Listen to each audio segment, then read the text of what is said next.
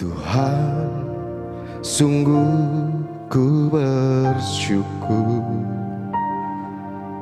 Kau menyertai hidupku selama ini. Bapa, ku berterima kasih untuk kasih setiamu yang tak pernah berakhir. Aku ada hari ini karena Tuhan baik dan teramat baik bagiku. Semua yang ku alami bersamamu ku lewati. Indahnya kasih Tuhan seperti pelangi. Sehabis hujan, oh Tuhan, sungguh ku bersyukur. Ini rasa syukur kami Tuhan. Selama ini Bapa, ku berterima kasih untuk kasih setiamu yang tak pernah berakhir. Aku ada hari ini karena Tuhan baik dan teramat baik bagiku. Semua yang ku alami bersamamu ku lewati. Indahnya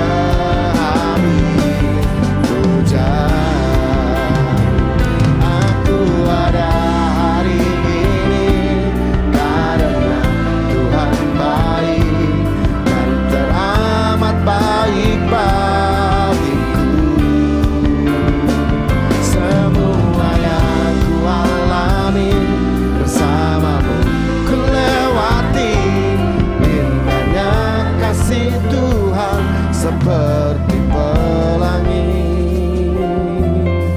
Sehabis hujan, aku ada hari ini karena Tuhan baik. Jadikan bait-bait lagu ini menjadi doa dan rasa syukur di hadapan Tuhan.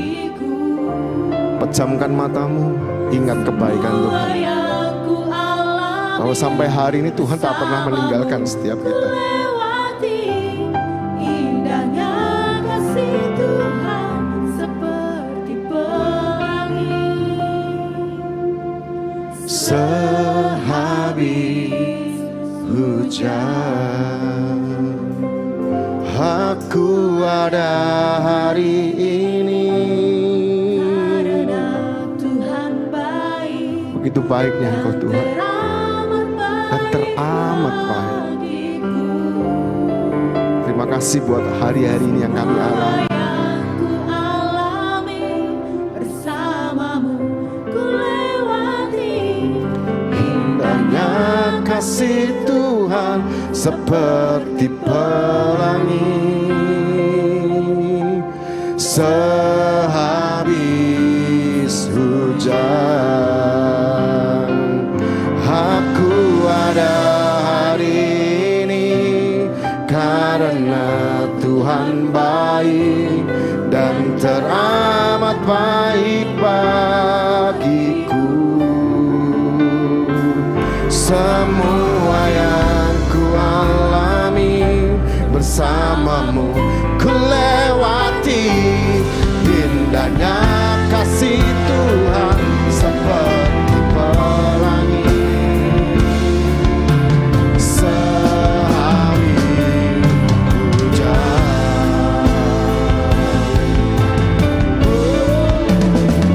aku ada hari ini karena Tuhan baik dan teramat baik bagiku. Semua bersamamu ku lewati. Indahnya kasih Tuhan seperti aku ada hari ini karena Tuhan baik dan teramat baik bagiku.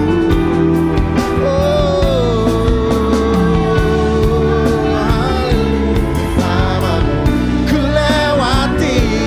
Indahnya kasih Tuhan seperti pelangi. Aku ada hari ini karena Tuhan baik dan teramat baik bagiku. Semua yang ku alami bersamamu ku lewati. Indahnya kasih Tuhan seperti pelangi. Sehabis hujan, indahnya kasih Tuhan seperti pelangi. Indahnya kasih Tuhan seperti oh indahnya kasih Tuhan seperti pelangi. Sehabis hujan. Terima kasih Tuhan. Terima kasih untuk malam hari ini. Kau sudah hadir di tengah-tengah kami. Sebentar kami akan mendengarkan firman-Mu. Mari Tuhan, berfirmanlah bagi kami. Biar setiap firman yang kami dengar memberkati hidup kami, menguatkan kami. Terima kasih Tuhan Yesus. Kami mau mendengarkan firman-Mu dengan sungguh-sungguh. Kami siapkan hati kami sebagai tanah yang baik, supaya sungguh firman itu jatuh di tanah yang subur, berakar, bahkan berbuah dalam hidup kami. Terpujilah nama-Mu ya Tuhan. Kami siap untuk mendengar firman-Mu. Dengan penuh sukacita, kami sambut firman-Mu di dalam nama Tuhan Yesus. Amin. Shalom.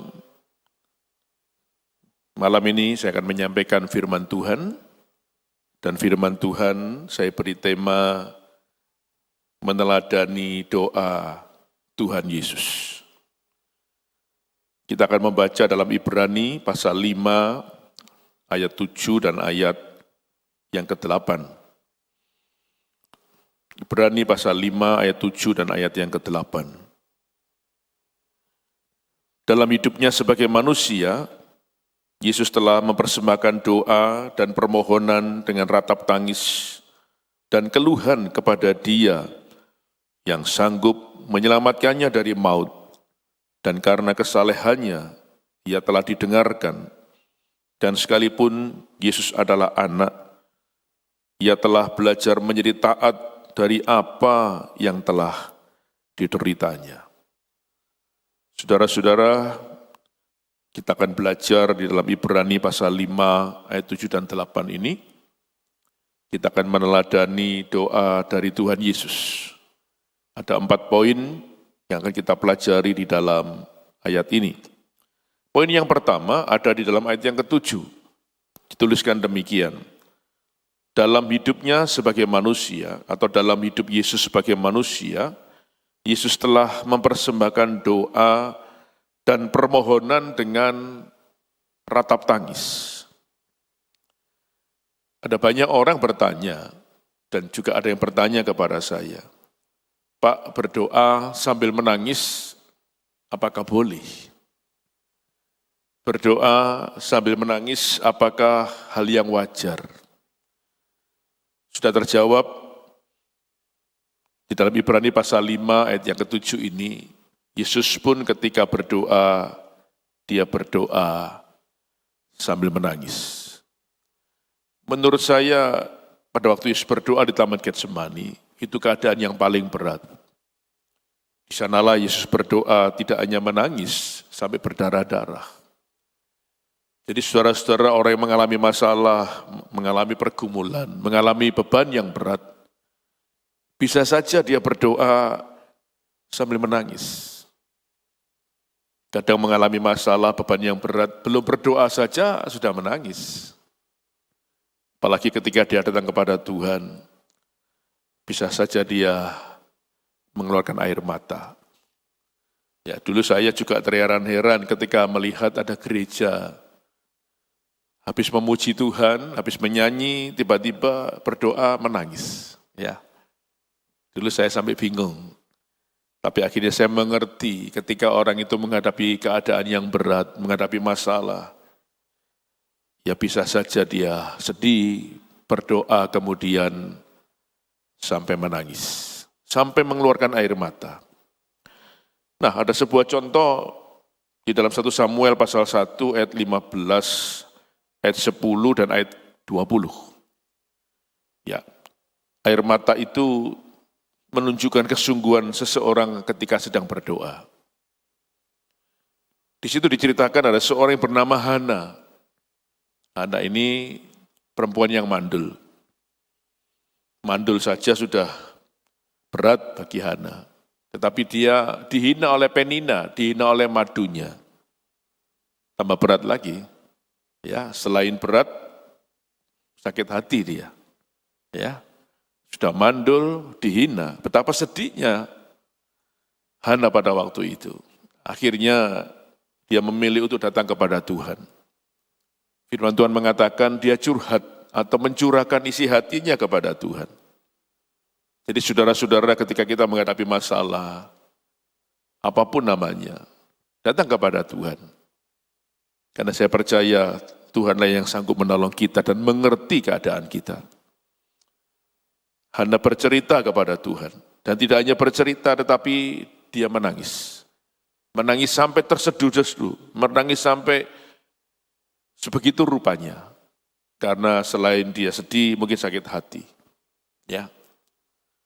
Kemudian ayat 20 mengatakan, 1 tahun kemudian Hana melahirkan seorang anak dan diberi nama Samuel. Jadi tetap percaya bahwa sampai hari ini Tuhan masih menjawab doa-doa kita. Kalau ada yang sedang mengalami keadaan yang berat, datanglah kepada Tuhan. Mau menangis, silakan. diizinkan dan percaya Tuhan masih menjawab doa kita. Tuhan masih sanggup memberikan yang terbaik dalam kehidupan kita semua. Ada lagi orang yang mengalami masalah, beban yang berat, nggak bisa berdoa. Ya dia ingin berdoa sebetulnya.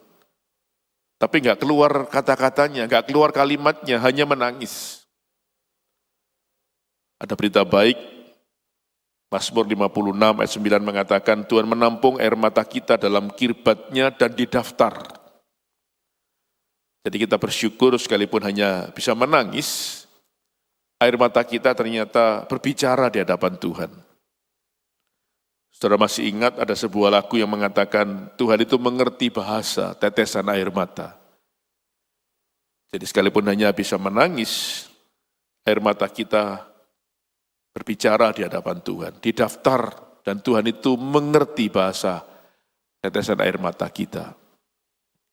Ya, keadaan yang berat bisa saja orang tidak bisa berdoa, tetapi hanya bisa menangis, tapi bersyukur bahwa ternyata air mata kita berbicara di hadapan Tuhan. Saudara, kadang kita menghadapi situasi yang sulit, ya, menghadapi pergumulan, kesulitan sampai kita meneteskan air mata ketika berdoa, kita percaya bahwa hati Tuhan itu penuh dengan belas kasihan. Karena Dia Tuhan yang penuh dengan belas kasihan. Hati Tuhan pasti tersentuh dengan keadaan kita. Yohanes 11 ini menceritakan bahwa ketika Yesus berada di rumah Maria, Maria menangis karena saudaranya yang bernama Lazarus mati. Bahkan Maria berkata, andai kata engkau ada di sini Tuhan, saudaraku pasti nggak mati. Waktu Maria berjumpa dengan Tuhan Yesus, dia menangis. Dan kita bisa melihat di dalam ayat itu ketika Yesus melihat Maria menangis, dikatakan maskulah hati Yesus. Artinya, hati Yesus tersentuh dan turut menangis. Itulah buktinya bahwa Yesus kita ini penuh belas kasihan. Jadi, hari ini, sampai kapanpun kalau kita sedang mengalami keadaan yang berat, kita datang kepada Tuhan sambil menangis, kita percaya hati Tuhan tersentuh. Tidak hanya dia tersentuh, dia tergerak oleh belas kasihan. Tidak hanya dia tergerak, tapi dia bergerak untuk menolong kita. Jadi saya ingin berdoa, setiap saudara yang mendengarkan firman Tuhan malam ini, percayalah, hati Tuhan tersentuh, melihat keadaanmu, melihat masalah dan persoalanmu, dan dia akan tergerak, bahkan bergerak menolong kita semua. Percaya bahwa dia sanggup menolong kita, bahkan menyatakan mujizatnya dalam hidup kita. Kita tahu cerita itu, kemudian Yesus mendatangi kubur Lazarus. Lazarus pun kemudian dibangkitkan dari kematian. Perkara yang paling sulit pun Yesus mampu melakukannya. Untuk perkara yang lain, untuk urusan yang lain dalam hidup kita, percaya Yesus kita sanggup melakukannya. Tidak ada yang sukar bagi Dia. Yang kedua, tetap di dalam ayat yang ke-7. Yang kedua dikatakan dalam hidupnya sebagai manusia, Yesus telah mempersembahkan doa dan permohonan dengan keluhan. Saudara-saudara, keluhan ini berbeda dengan mengeluh. Keluhan ini bukan mengomel, bukan menggerutu atau bersungut-sungut. Tapi keluhan ini adalah dengan berteriak. Ya. Di dalam bahasa Indonesia sehari-hari, Alkitab, ya, dituliskan begini. Alkitab bahasa Indonesia sehari-hari dituliskan pada masa Yesus hidup di dunia ini, ia berdoa dan memohon dengan teriakan dan tangis kepada Allah yang sanggup menyelamatkannya dari kematian.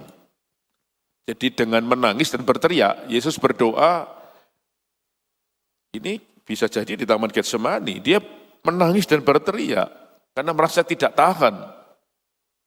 Ya.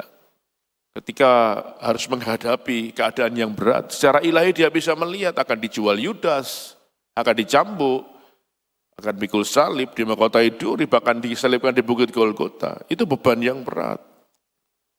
Sebabnya dia menangis dan berteriak kepada Bapa, memohon pertolongan. teriakan itu bisa dua jenis. Orang berteriak, menjerit bisa dengan suara keras, berteriak, menjerit bisa dengan suara pelan, tapi meskipun pelan, intonasinya itu teriakan minta tolong. Misalnya, Bapak, tolong aku, Tuhan, tolong aku, itu jeritan. Jadi saudara-saudara, berapa banyak di antara kita ketika menghadapi beban yang berat, tidak hanya kita menangis, tapi kita berteriak. Coba kita lihat, teriakan itu atau keluhan itu menunjukkan kesungguhan, dan seperti Yesus berdoa dengan kesungguhan di Taman Getsemani, bahkan dia berdoa sampai berdarah-darah, dituliskan dalam Lukas 22 ayat 44. Apakah di antara saudara ada yang pernah berdoa sampai berdarah-darah? Yesus berdoa sampai berdarah-darah, pembuluh darah di bawah kulit pecah karena tekanan yang berat. Tahu saya memang nggak ada orang berdoa sampai berdarah-darah, yang ada berdoa sampai ketiduran itu ada. Terus aminnya kapan Pak? Ya besok pagi. Terus minta maaf sama Tuhan, capek katanya. Lihat, Yesus berdoa sampai berdarah-darah. Jadi dia berteriak, menangis sampai berdarah-darah. Jadi sebetulnya keadaan Yesus jauh lebih berat dibanding kita. Coba kita lihat sekarang, saya tulis di situ ya, tetapi tidak berarti setelah berdoa semuanya langsung selesai. Yesus tidak dilewatkan, tapi tetap melewati. Ini perlu dicatat, perlu diingat. Kita bersyukur kalau kita berdoa sambil nangis, sambil teriak, Tuhan jawab selesai, puji Tuhan. Tetapi dijelaskan di sini, Yesus tidak langsung selesai. Jadi saudara kadang harus menunggu, ya, harus sabar, melalui proses. Sama seperti Yesus. Saya pikir-pikir Alkitab kita ini Alkitab yang jujur, diceritakan semuanya. Ini yang memang kadang yang harus kita alami. Yesus telah berdoa sampai berdarah-darah, gak selesai loh. Harus melewati, akhirnya ditangkap, karena dijual oleh Yudas 30 keping perak. Tega bener Yudas ya, wah itu bisa menyakitkan, iya. Kemudian apa? Harus dicambuk 39 kali. Aturan Romawi, 40 kurang 1 pukulan.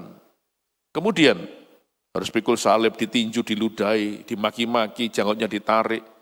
Terus kasih duri, mahkota duri, disalibkan, berat. Jadi ketika Yesus berdoa di Taman Getsemani, secara ilahi dia bisa melihat itu semua, dan buktinya akhirnya terjadi. Jadi Yesus harus melewati itu semua. Tapi yang saya percaya begini, ketika kita berdoa dan belum selesai masalahnya, Tuhan pasti memberi kekuatan kepada kita untuk menghadapinya. Buktinya dalam Lukas 22:43 itu Yesus diberi kekuatan oleh malaikat. Ya, Bapa mengirim malaikat membawa kekuatan diberikan kepada Yesus, dan memang akhirnya Yesus kuat menghadapi semua. Jadi saya percaya hari ini ketika kita berdoa, meskipun masalahnya belum selesai, Tuhan pasti memberi kekuatan kepada kita untuk menghadapinya. Dengan kekuatan itu saya percaya kita akan bertahan menghadapi semuanya. Dan tidak hanya kita bertahan menghadapi semuanya, tetapi dengan kekuatan yang sama setiap kita akan mengalami kemenangan demi kemenangan. Seperti Yesus, ya sepertinya nggak kuat, tapi kita lihat akhirnya kuat menghadapi semuanya, bertahan. Sampai akhirnya Yesus mengalami kemenangan. Tetap bertahan saudara, apapun yang terjadi, tetap kuat menghadapi semuanya. Percaya ada kekuatan yang Tuhan berikan dalam hidup kita. Dan percayalah pada akhirnya setiap kita akan mengalami kemenangan yang luar biasa. Yang ketiga, tetap di dalam ayat yang ke-7. Ratap tangis dan keluhan atau teriak kepada Dia yang sanggup menyelamatkannya dari maut. Teriak dan menangis kepada Dia. Dia ini siapa sebetulnya ya? Dia itu adalah Bapa yang baik, Bapa di surga. Mengapa Yesus berdoa, berteriak, menangis kepada Bapa di surga? Ya karena dia Bapa yang baik, yang pasti sanggup menolong dia, sanggup memberi kekuatan kepadanya. Saudara, mari kalau kita mengalami masalah pergumulan, jangan minta tolong kepada siapa-siapa. Maaf, apalagi yang orang pinter lah, yang dukun lah, jangan-jangan ya. Nanti itu akan minta imbalan. Menangislah, berteriaklah, menjeritlah kepada Bapa di surga. Bersyukur kita anak-anak Tuhan disuruh memanggil Bapa, karena seperti orang tua dengan anak. Jadi pasti Bapa akan memberikan yang terbaik. Ya, lihat, orang tua kepada anak itu anak segala-galanya, pasti diberikan yang terbaik. Jadi berdoa, menangislah, menjeritlah, berteriaklah kepada Bapa yang baik itu. Pasti dia akan memberikan jawaban yang terbaik untuk kita semua. Ya, sabar, tak percaya bahwa dia sanggup menolong kita tepat pada waktunya. Kenapa kita harus menjerit, berdoa, menangis kepada Bapa? Yang pertama, Mazmur 46 ayat yang kedua. Mazmur pasal 46 ayat yang kedua, karena Allah itu tempat perlindungan dan penolong kita dalam masa kesesakan sangat terbukti. Kalau kita mendengar firman-firman seperti ini, aminkan. Imani, amini, maka terjadi. Jangan ragu-ragu, jangan bimbang. Saya percaya begini, kalau dulu Tuhan sanggup menolong kita, sampai hari ini pun dia masih sanggup menolong kita. Kenapa? Karena dia Tuhan yang gak pernah berubah. Apalagi dia Bapa kita. Seorang orang tua, seorang bapa, kalau punya anak, punya masalah sekarang, ditolong, selesai. Suatu hari punya masalah lagi, ya pasti ditolong lah. Orang tua kok. Iya kan? Kapan-kapan punya masalah, datang lagi. Masa orang tuanya bilang, bosen aku? Tidak. Pasti ditolong lagi. Kalau perlu dia berkorban. Ya. Ada seorang anak beli sepatu. Suatu hari dimintain tolong sama bapaknya. Ya, dia sudah beli sepatu. Dia cerita punya sepatu baru beli, ya bagus. Bapaknya bilang, loh, Bapak juga kepingin punya, Papa kepingin punya. Dia jawab apa? Waduh, ngantrinya lama Pak, 2 jam. Jadi seolah-olah dengan jawaban itu, dia bilang, wah aku nggak mau ngantri, no, gitu kira-kira ya. Bapaknya bilang begini, ya enggak apa-apa, enggak harus beli. Ya, Papa enggak beli itu pun enggak apa-apa. Tapi jawabanmu itu mengecewakan. Ya, itulah bedanya anak sama orang tua. Kemudian Papa ini berkata begini, nak, tak beritahu ya nak. Kalau Papa yang dimintain tolong sama kamu, Papa akan jawab begini, oke Pak, oke nak, tak antrikan. Ya. Jangankan 2 jam nak, 24 jam pun papamu ini rela antri untuk kamu supaya dapat sepatu itu. Jangankan 24 jam nak, 2 hari pun papa berdiri untuk kamu enggak apa-apa. Yang penting kamu mendapatkan sepatu itu. Anaknya menangis. Sorry Pak, ya itulah bedanya ya. Makanya kalau ada apa-apa minta tolong sama Bapak yang baik itu. Jangan malu, jangan enggan, ya. Kapanpun saudara datang, pasti diterima dan ditolong oleh dia. Yang B, yang kedua, Allah itu seperti gunung batu. Mazmur 62 mengatakan, dia kuat, kokoh, dan tak tergoncangkan. Gak tergoncangkan oleh apapun, gak tergoyahkan. Dia Tuhan yang gak pernah berubah. Makanya kalau minta tolong sama manusia, gampang berubah. Tapi kita bersyukur punya Bapa, punya Tuhan yang tidak pernah berubah. Kasihnya kekal, kata Alkitab selama-lamanya. Kesetiaan kita bisa menurun, dia enggak pernah. Kesetiaan kita bisa berubah, kesetiaan Tuhan tidak pernah bisa berubah. Yang ketiga, yang C, karena dia penjaga kita dan sumber pertolongan kita.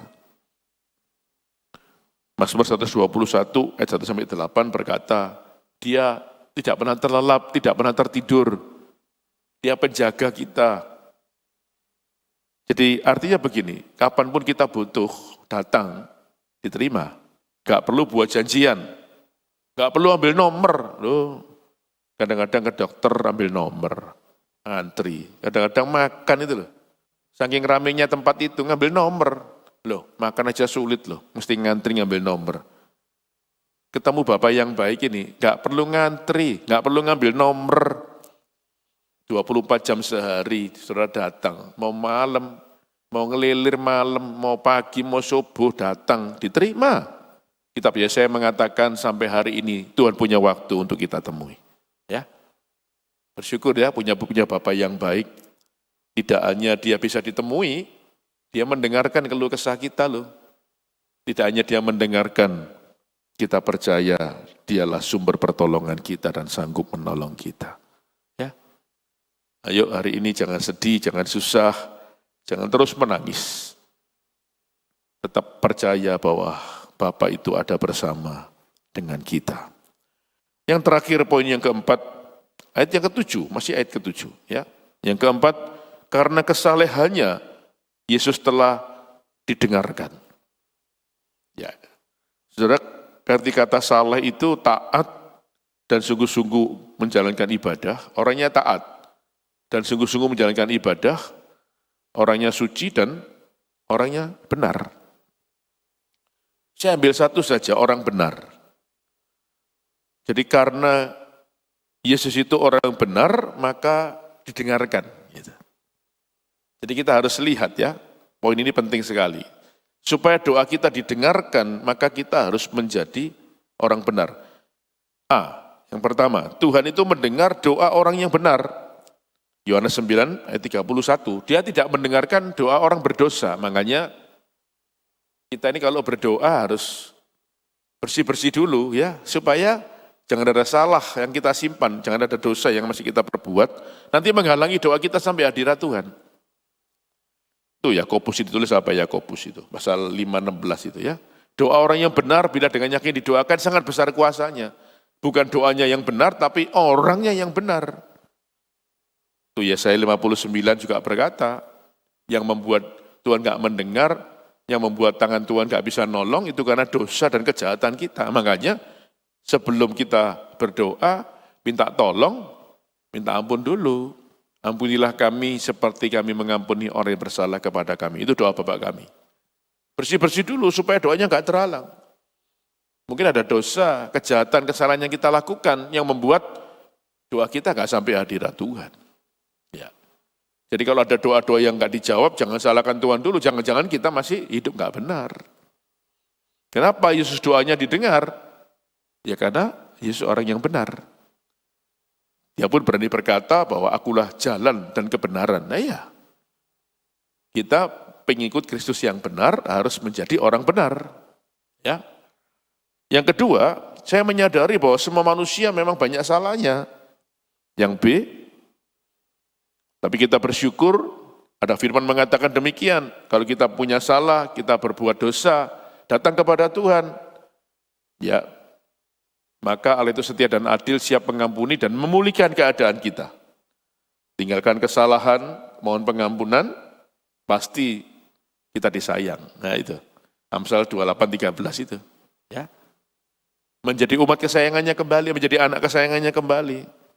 Seringkali saya berkata begini, jadilah orang yang menyenangkan hati Tuhan. Dan ketika kita berhasil menyenangkan hati Tuhan, Tuhan pasti menyenangkan kehidupan kita.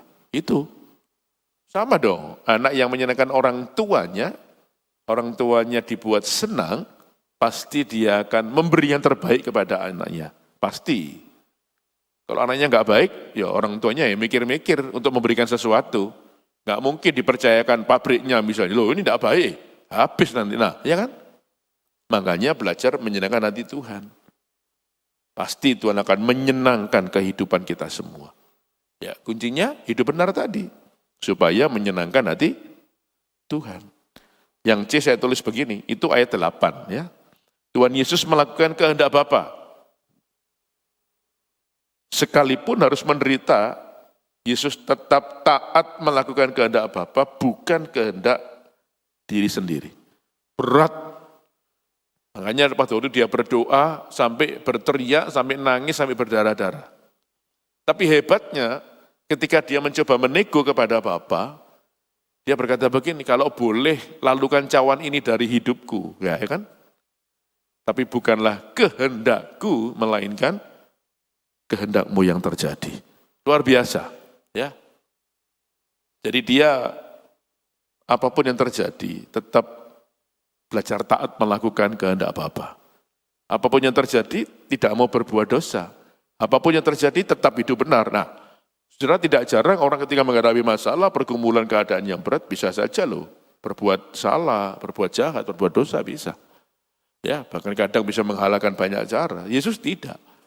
Tetap taat melakukan kehendak Bapa, meskipun harus menderita sampai disalibkan di Bukit Golgota.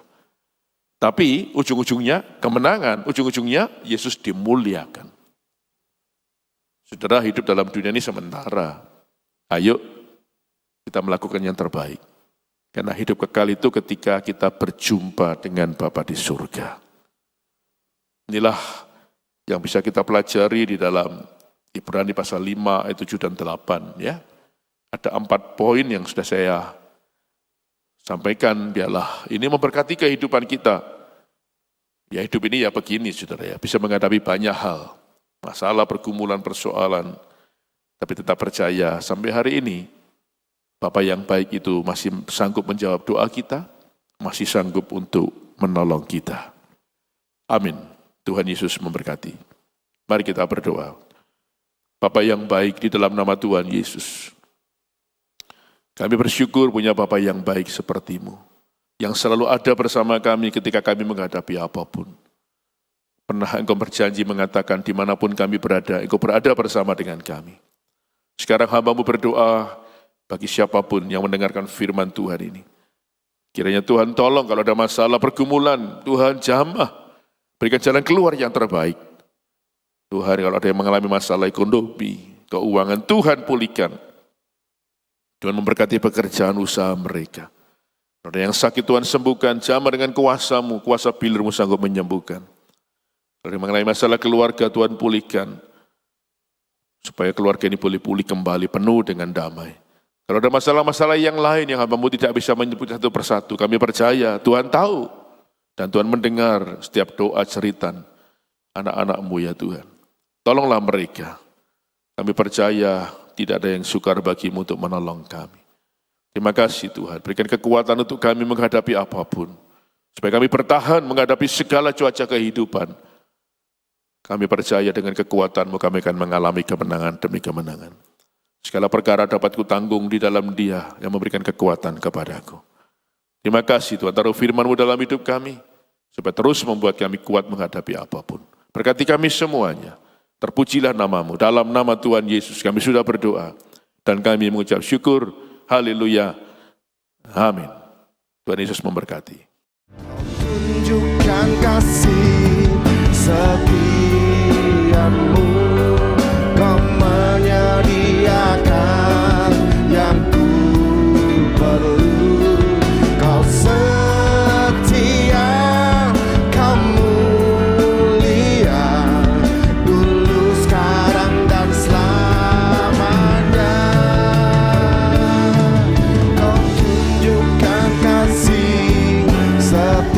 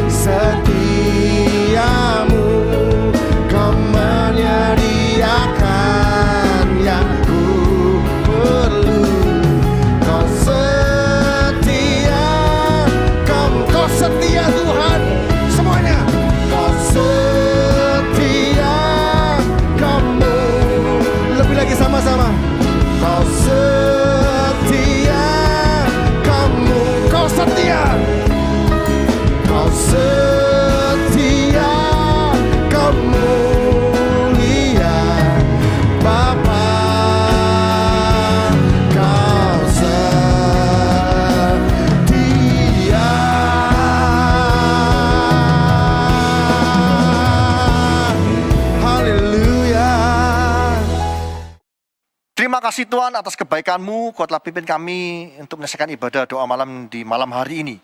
Kami percaya Tuhan, di tengah-tengah pergumulan kami tetap setia kepada Engkau Tuhan, untuk terus Tuhan memanjatkan doa kami. Kami tidak mampu Tuhan, tapi Engkau memampukan kami Tuhan. Karena kami percaya Tuhan, jika kami Tuhan sungguh-sungguh di dalam Engkau, mencari Engkau Tuhan, setiap saat, setiap waktu Tuhan, setia Tuhan mencari Engkau, kami percaya ada jalan keluar dalam setiap permasalahan kami.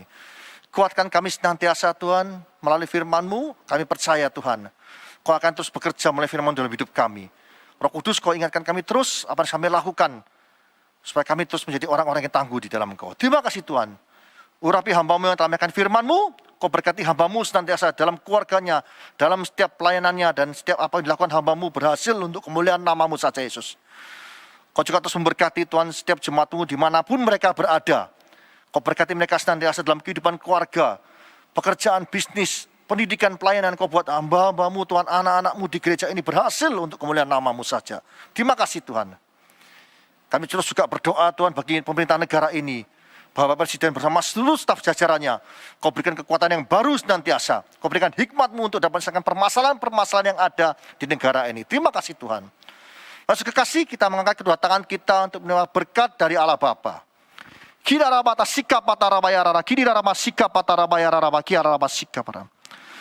layakkan hamba-Mu untuk minta berkat bagi jemaat-Mu dimanapun mereka berada. Saudara kasih, terimalah berkat dari Allah Bapa di dalam anaknya Tunggal Yesus Kristus dan persekutuan Roh Kudus, mulai saat ini sampai selama-lamanya. Kau tidak menjadi ekor tapi kepala, Kau tidak turun tapi naik. Asal makan firman Tuhan dengan sungguh-sungguh. Siapapun yang percaya atas penyertaan ini, mari kita bersama-sama berkata, Amin.